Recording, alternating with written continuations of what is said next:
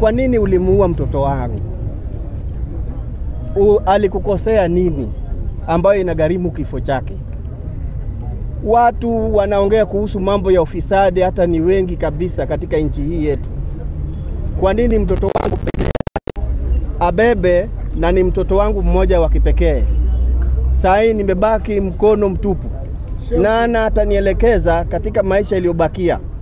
Mtoto wangu nimemsomesha kwa taabu katika kaunti ya Kilifi kwa kazi ya Kware, nikijinyima kwa ajili ya mtoto wangu kusoma. Alipohitimu nilikuwa nina matumaini, ndiposa nikatoka huko nikirudi Nyanza nikae nyumbani, kwa sababu mtoto amefika mahali pa kunishika mkono.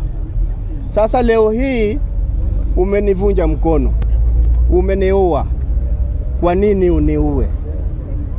Unanidai nini? Amekuibia nini? Haya ndio maneno ambayo nataka niongee kwako Bwana Eliud.